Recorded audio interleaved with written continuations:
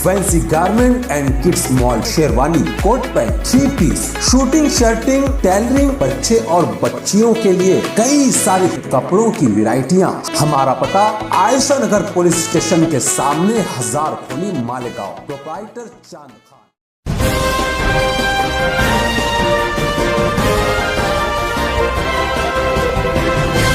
मानव समाचार, मानवता के हक में। सच कहूँ मुझको वो इंसान बुरा लगता है, हाथ फैलाए मुसलमान बुरा लगता है। दोस्तों, ये मुल्क गुलाम था, हम अपना मालिक खुद चुन नहीं सकते थे। अंग्रेज इस मुल्क पर कब्जा क्यों किया मालूम है आपको? हिंदुस्तान सोने की चिड़िया था। मोदी जी के जमाने में नहीं, मोदी की जगह हमारे कागज की चिड़िया भी नहीं बचाई। मुगलों के ज़माने में हिंदुस्तान सोने की चिड़िया था और हिंदुस्तान का जीडीपी पूरी दुनिया में सबसे ऊंचा था। गरीबों के पास, किसानों के पास, घरों में लोगों के सोने के अंबार थे। अंग्रेज़ों ने देखा कि हिंदुस्तान सोने का चिड़िया है, यहाँ कब्जा करो। ऐसे ही नहीं आ गए लोग, कागज़ की चिड़िया लेने नहीं आए थे। ये आए व्यापार के बहाने से हिंदुस्तान में घुसे और हिंदुस्तान पे कब्जा किया। मुगलों को हटा करके ये आए थे यहाँ पर, उसके बाद आए थे। और दोस्तों, जब अंग्रेजों को हटाने की बात हुई तो ये मैं नहीं कह रहा हूं, ये तारीख गवाह इस बात की, पढ़े लिखे लोग जानते हैं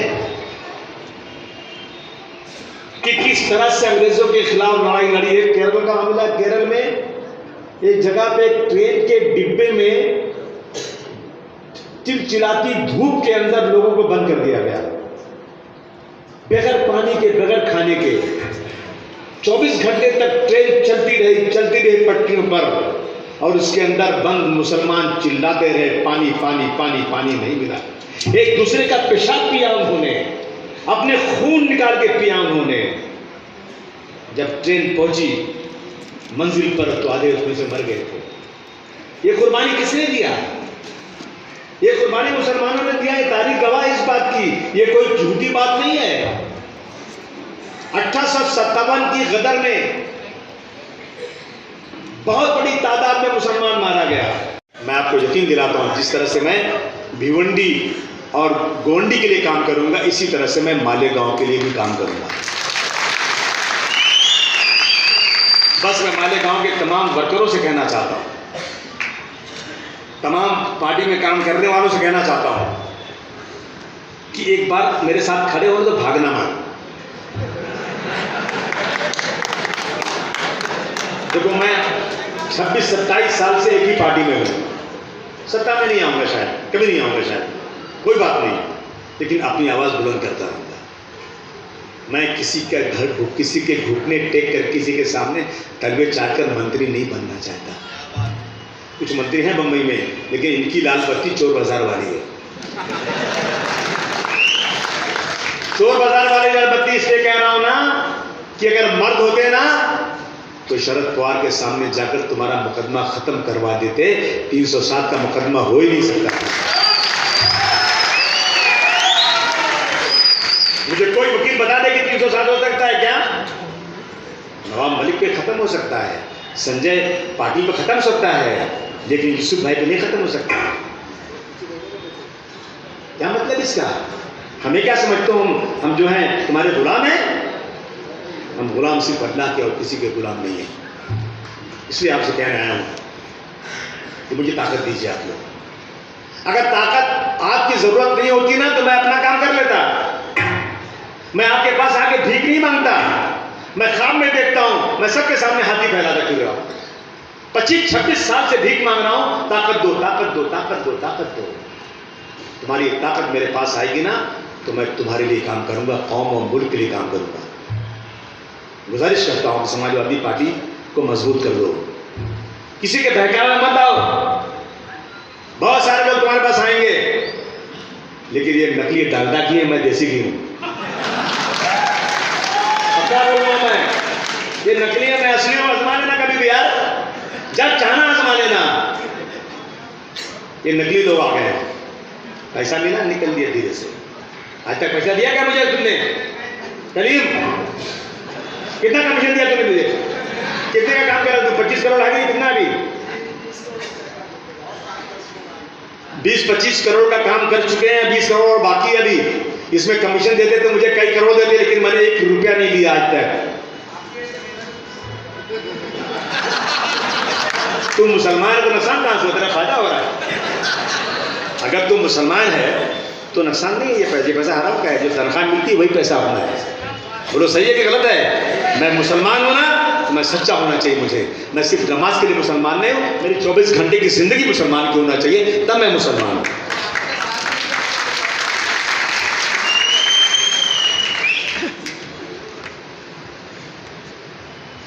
मालेगांव में बोलते 35,000 परेश बिरादरी के लोग हैं। 35,000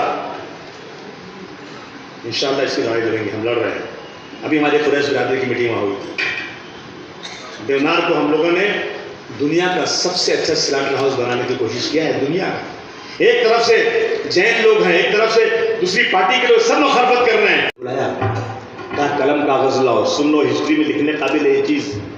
कहा कि कलम कागज लाओ, आज से उत्तर प्रदेश में टाटा खत्म, मुलायम सिंह यादव ऑर्डर हो गया खत्म। ये उनकी खसूसियत थी। और उन्होंने कहा कि मैं आज से यूपी में टाटा खत्म कर रहा हूं, तो याद रखना अबू आसिम, मुझे कत्ल करने के लिए पूना से आया था आदमी, मुझे मारने आया था। जब चाकू मारा मुझे तो मेरे सिक्योरिटी ने पकड़ लिया। वो आदमी टाटा में बंद है। इस टाटा के खत्म करने से वो आदमी भी छूट जाएगा, लेकिन मैं इसको छूटने दूंगा। क्यों?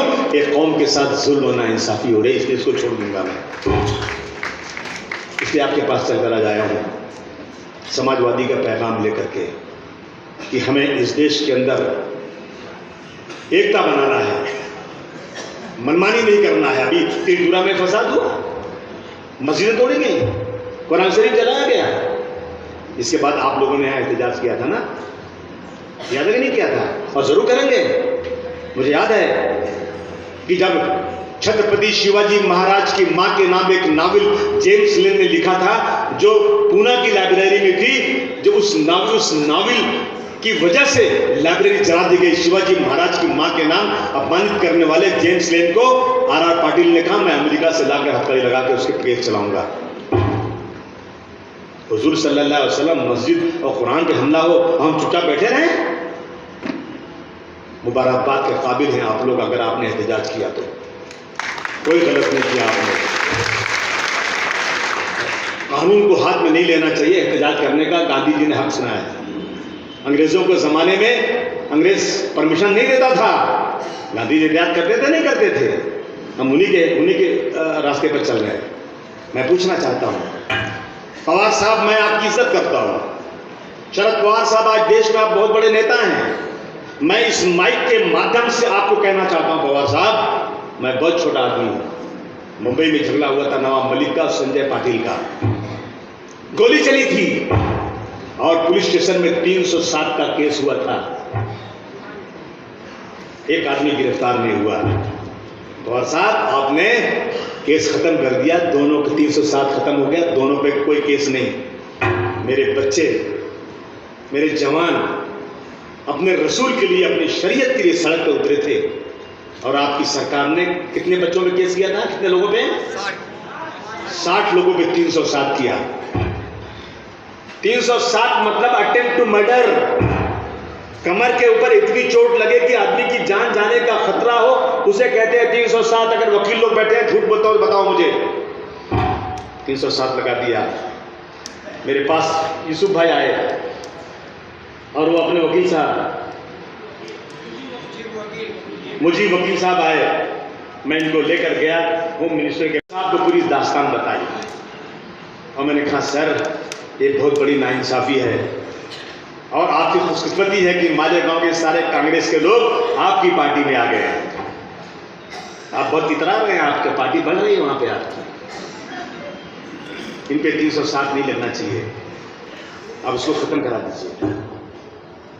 मैंने हाउस में उठाया, चिल्ला कर कहा कि ये मुसलमानों के साथ, मालेगांव के मुसलमानों के साथ बहुत बड़ी नाइंसाफी हुई है। 307 मुझे बताओ किस वजह से 307 लगा? नहीं सुना किसी ने। सुना किसी ने?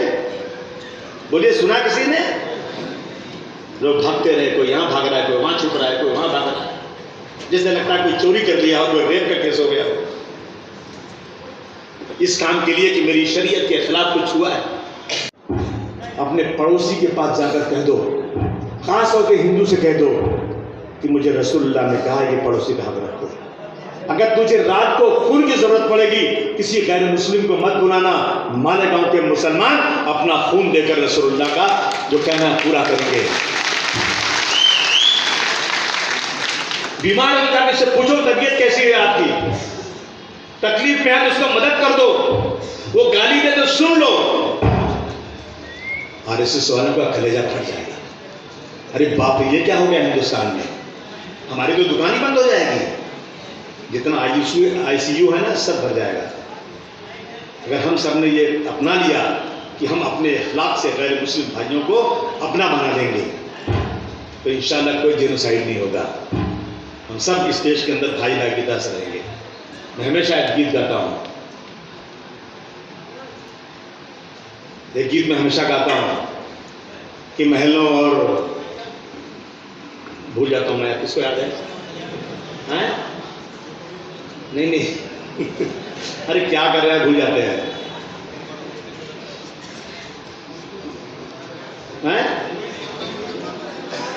हवेली झोपड़ी सबका मुकद्दर फूट से मेरे साथ जाकर मैं बोलता हूँ तो याद रहता है। हवेली झोपड़ी सबका मुकद्दर फूट जाएगा अगर ये साथ हम हिंदू और मुस्लिमों का छूट जाएगा। हवेली झोपड़ी सबका मुकद्दर फूट जाएगा अगर ये साथ हम हिंदू और मुस्लिमों का छूट जाएगा। दुआ कीजिए कि हमें प्यार के रिश्ते रहे कायम। मोदी साहब ये रिश्ते टूट जाएंगे तो भारत टूट जाएगा।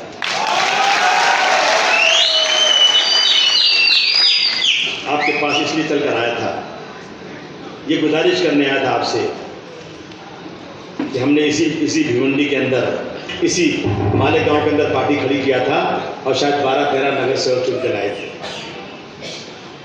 हमारा तो एक बार यहाँ फसाद हुआ था, कुछ हम बोले क्या रिलीफ लेकर आ रहे थे, हमको रास्ते में रोक दिया पुलिस ने, टिकटपुरी में रोक दिया था, हमारे मुकदमा हमारे ऊपर किया था, 10 साल तक मुकदमा लड़ते रहे। हम ये काम अल्लाह के लिए करते हैं, अल्लाह खुश होगा तो शायद मेरे तो मेरा आदमी पूछेगा आपसे कि भाई आपको क्या काम है, नहीं आसिम भाई तो हम बताएंगे नहीं, तो लाइन नहीं देगा, बोलने का कहना भाई मालेगांव से बोल रहा हूँ, मुझे अबू आसिम से अपने लिए ये मसले में बात करना है, तो फटक दे देगा लाइन और नहीं देगा तो फौरन फोन लगा के देगा आपको 100 टका, और आप नहीं बताएंगे कुछ ना तो फिर माफ़ करना, आपको मेरे को गुस्सा आएगा। मैं आपको प्रैक्टिकल बता दे रहा हूँ पहले से। आप आए, आपने मेरी बातें सुनी, यूसुफ भाई कई बार मेरे पर आ चुके हैं अपने काम लेकर के। यूसुफ भाई जो भी आप लोगों ने आज मुझे दिया है मैं सब पे इंशाअल्लाह मेरी तरफ से कार्रवाई करूंगा। और 19 तारीख से असेंबली शुरू हो रही नागपुर की, मैं इन तमाम मसलों पर कोशिश करूंगा कि मैं असेंबली में सरकार से सवाल करूं और आपको पूरी वीडियो भी भेजूंगा जो मैंने दिखाऊंगा। आप लोगों का बहुत बहुत शुक्रिया। अच्छा सुनिए एक मिनट भाई, 2 मिनट देखिए कुछ लोगों को इनाम देना है, प्लीज 2 मिनट आप लोग प्लीज मत जाइए। आसिम भाई ने रिक्वेस्ट की है, अगर आप लोगों ने वो मोहब्बत दोनों हाथों से हाथ उठाए थे, आप रुकिए, कोविड वॉरियर्स को हम अवार्ड देंगे। बस भगाओ मत, राष्ट्रवादी का है तो उसे सलूट करोगे, मेरा है तो डंडा मारोगे? नहीं, मेरे कार्यकर्ताओं के साथ इंसाफ से काम करना। अभी मेरे 3 कार्यकर्ताओं को पुलिस ने केस कर दिया ज़बरदस्ती, मैंने हाईकोर्ट में डाल दिया। अब हाईकोर्ट ने 17 तारीख को बुलाया है कमिश्नर को, तुम जवाब दो तुमने कैसे पकड़ा इनको। मेरे पास आके हाथ जोड़ रहे थे, खुदा की कसम आसिम भाई आप क्या कर रहे हैं? मैंने कहा वही करवाओ जो आप करते हैं। मैं आपको आता हूँ तो आपको नहीं इसने मारा तो उस पर केस तो होगा, कहाँ छोड़ते हैं आप? इसने जो काम किया उस पर मैं कलम चलाऊंगा, कानून में है। तो भाई कमिश्नर साहब मैं भी वही कर रहा हूँ जो आप करते हैं। अब आया हूँ पहाड़ के नीचे। 17 तारीख को कमिश्नर साहब को बुलाया हाईकोर्ट ने कि तुम समाजवादी पार्टी के कार्यकर्ताओं को कैसे गिरफ्तार किया, इसका जवाब दो। जिन्होंने किया वो सस्पेंड होंगे। मैं किसी की नौकरी नहीं लेना चाहता, लेकिन मैं किसी की तरफ से बेइज्जती बर्दाश्त भी नहीं कर सकता। ये मेरा एक फिक्र, मेरी फितरत। तो दोस्तों, अपने पैदा किए सूरज की दुआएं मांगो, भीख मांगी हुई किरणों का भरोसा क्या है। आप बताओ, इतने लोग बैठो माशाल्लाह, कितनी बड़ी भीड़ है, आप मेरे साथ हो गए नहीं? पक्का 100% ना? आपका हाथ नहीं उठ रहा है।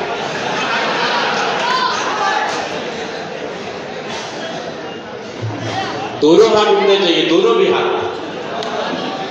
देखिए, माफ कीजिएगा, मैं ऐसी गुस्ताखी कर रहा हूँ आप लोगों के साथ में, लेकिन दिल को खुश करने के लिए कर रहा हूँ कि अगर आप मेरे साथ होंगे, मैं ये फोटो दिखाऊंगा ना बम्बई में कि मालेगांव गया था, राष्ट्रवादी के लोग बहुत लोगों को तोड़ कर ले गए, अब मैं सबको तोड़ कर ला रहा हूं, देखो सबके हाथ मेरे साथ हैं। एक हलचल मचा दो मालेगांव में, और जो भी काम हो, मेरे पास 3 आदमी बैठते हैं काम करने के लिए, मैं किसी को मायूस नहीं करता। जितना मैं कर सकता हूं, अस्पताल में इलाज करवाना है, पुलिस की प्रॉब्लम है, सरकार से कुछ काम करवाना है, इन सब काम के लिए एनी टाइम आप लोग मुझे फोन कीजिए, मुझे खुशी होगी। हाँ, खाली मेरी हाल चाल के लिए मत फोन करिएगा। फोन कर आज मैं सलाम वालेकुम, अरे आपकी याद आ गई, अभी इतना काम रहता है ना यार, क्या करूँगा, इतना काम रहता है भाई। तो मैं कहता भाई तुम काम बताओ ना, बोले काम कुछ नहीं भाई, इसी हाल चाल के लिए सुन किया, क्या हाल, कैसे हैं आप, तो थोड़ा नहीं बुरा मानिए, क्या टाइम ही नहीं है ना।